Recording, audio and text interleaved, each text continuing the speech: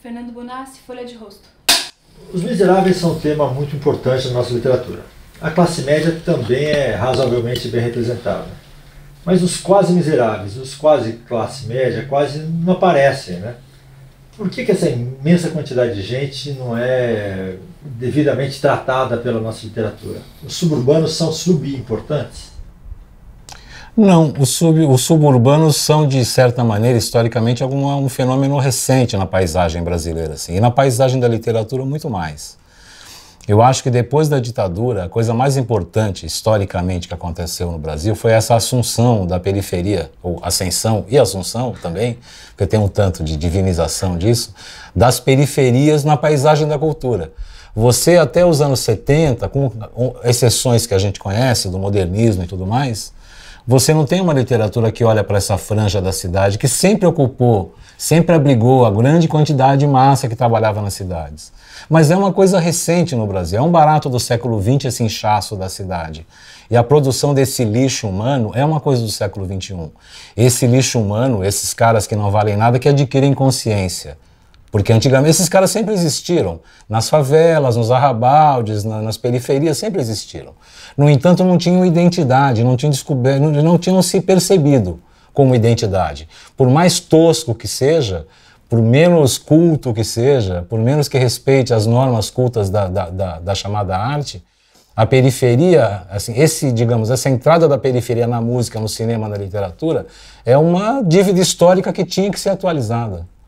E um pouco que isto vem acontecendo historicamente. E por que você escolheu falar do subúrbio? Porque nasceu ou porque é uma opção estética? Não, cara, eu nasci lá. Assim, nasci em uma família de alcoólatras, de gente disfuncional. Parte da família tem 2 pijamas, um que usa à noite, acorda, bota o pijama do dia e fica caído lá, tal. Então uma família disfuncional, num ambiente de miséria econômica muito grande, que o dinheiro era um assunto muito importante, o trabalho, o emprego era um assunto muito importante, eram assuntos muito importantes, assim. Dá para falar de periferia sem falar de relações de trabalho? E sem falar de luta de classe?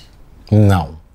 Eu não acredito em Deus, cara. Eu acredito em luta de classes. Eu acho que isso é definidor da experiência humana. Quem manda e quem obedece, quem paga e quem recebe, é a diferença fundamental da humanidade. Eu acho uma perda de tempo, Deus, cara. Eu fico tão triste com a gigantesca, enorme... Quando eu penso na hipótese de que pudéssemos deixar Deus de lado e transar as coisas humanas, eu fico abismado com a possibilidade do que devemos fazer, sabe, do que poderíamos fazer. Então, assim, a grande força devastadora da inteligência sempre foi a religião.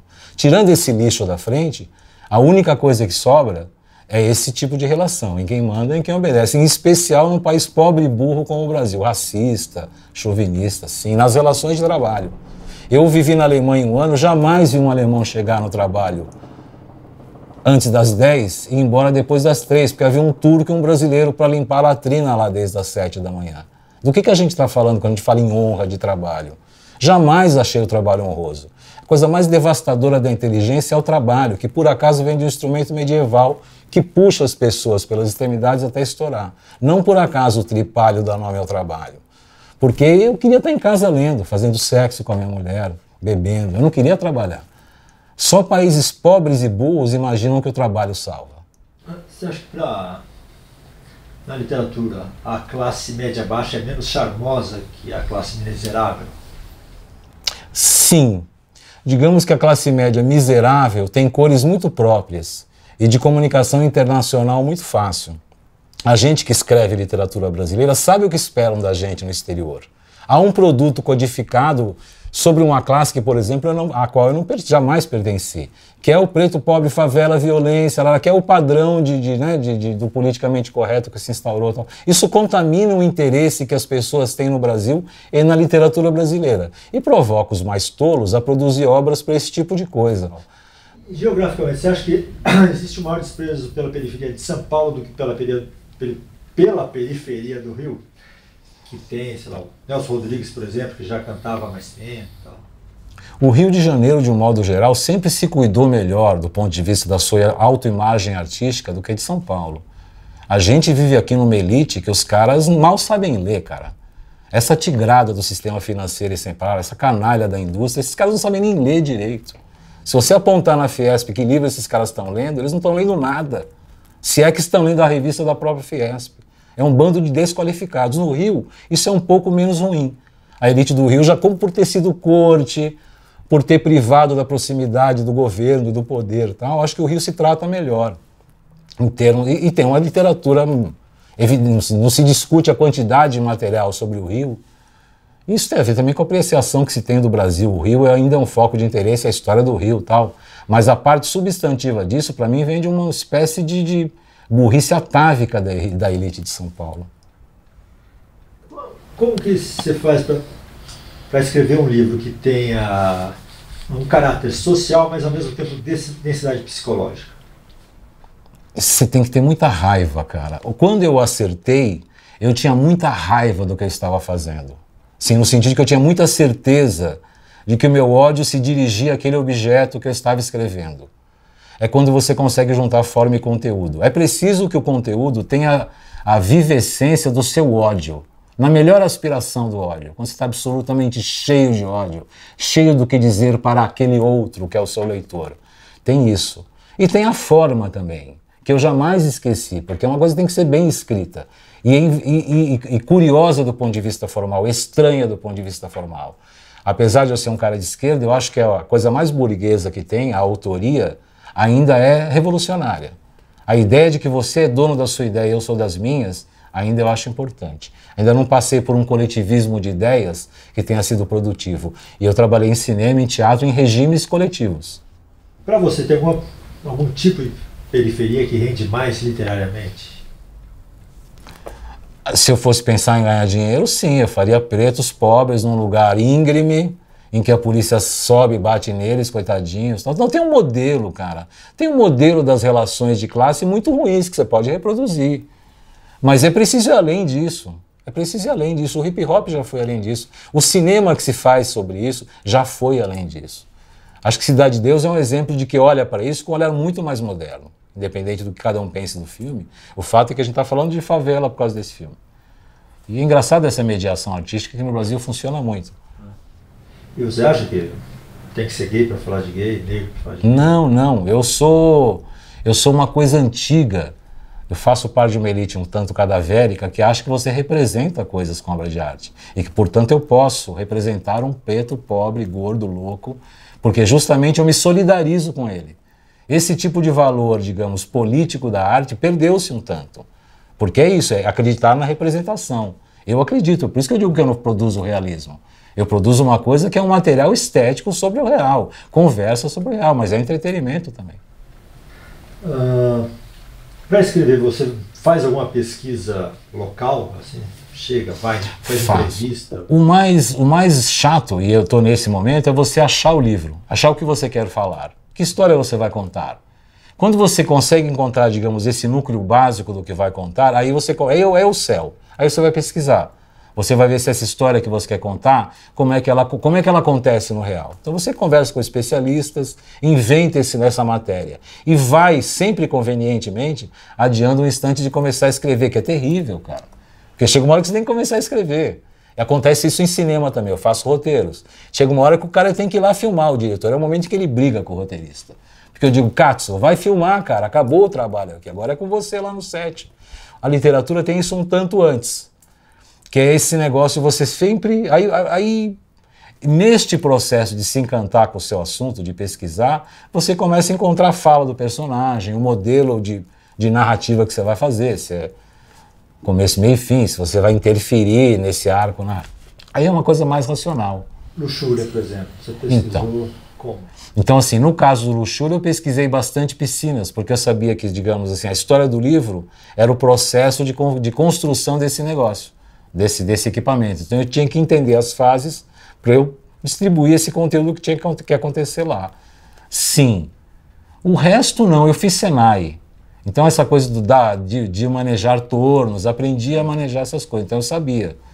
Mas o resto eu pesquisei. Mas está nesse ambiente maravilhoso, quando você está na pesquisa, de ter achado o livro. Primeiro você fala, não, vou contar a história de uma menina que dorme e se vê no mundo imaginário, Alice. Aí você começa a pesquisar o mundo imaginário. Quando você está nessa pesquisa é muito bom.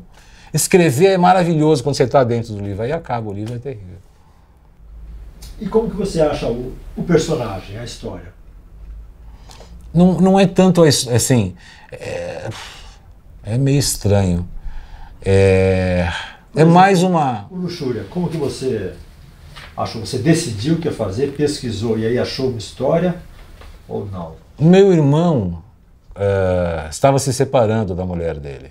E eles resolveram fazer uma piscina, exatamente quando eles estavam se separando. Eu achei aquilo espetacular, porque todo mundo sabia que eles estavam numa situação muito desagradável e que iam se separar, e eles resolvem fazer uma piscina. E começam a fazer um buraco no quintal.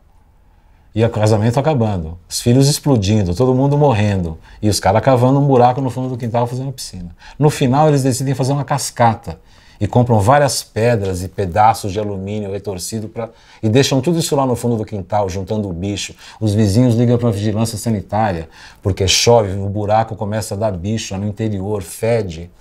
Eu achei essa imagem maravilhosa, cara. De você estar no fim e ainda lutar para fazer uma coisa inútil. Eu achei a cara do Brasil. Como que o suburbano serve como se fosse um microcosmo do Brasil? Olha, cara, a mistura de miséria e loucura é o que eu associo à periferia, não é só a carência material. As pessoas não estão atrás apenas de comer e se reproduzir. A miséria produz um estado de tensão e de violência permanente nas relações entre as pessoas, tal. E essa contaminação da necessidade eu acho fascinante, porque eu queria outra vida. Eu olho para isso para dizer, olha que porcaria de lixo que a gente vive. E aí você se coloca, e acho que talvez tenha dois tipos de escritores, sim. Aquele que olha para isso e fala, não, eu vou escrever sobre um mundo melhor do que esse. E aquele que fala, não, eu vou escrever um mundo sobre um mundo pior do que esse. Que é o meu caso, de certa maneira. É olhar para isso e dizer, olha, nós estamos morrendo disso. Dessa burrice de modelo em que criamos para viver. Vamos continuar aqui? Que outros autores você acha que conseguiram captar a alma do subúrbio? Olha, cara, o primeiro cara que eu li que eu achei que era alguma coisa significativa foi o Rubem Fonseca. Nos anos 60, 70, assim, o que ele fez, de certa maneira, afunda isso que a gente está olhando agora. Porque a literatura brasileira, até muito pouco tempo, ainda era literatura regional. O que se considerava bacana era o que acontecia da cidade para lá. E a cidade era um lugar em que o matuto chegava e era destruído. Assim.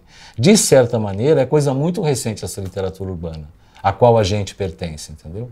E isso produz um olhar para o Brasil totalmente diferente, sobre a gente totalmente diferente. Cara. A introspecção individual e a realidade cotidiana cabem no mesmo romance? Eu não tenho dúvida que sim. A melhor solução literária contemplará as duas coisas, em especial diante do que eu venho falando sobre, digamos, a diferença da minha geração para as mais recentes, em que a política para mim é relevante. Então, sim, o melhor do Luxúria é uma relação de amor que os personagens têm para mim. Não é exatamente o fato de todas essas coisas simbólicas lá que estão metidas, mas a busca do amor por esses caras. Os personagens fazem amor, eles vão para a cama, têm dificuldades e prazeres com isso, tal.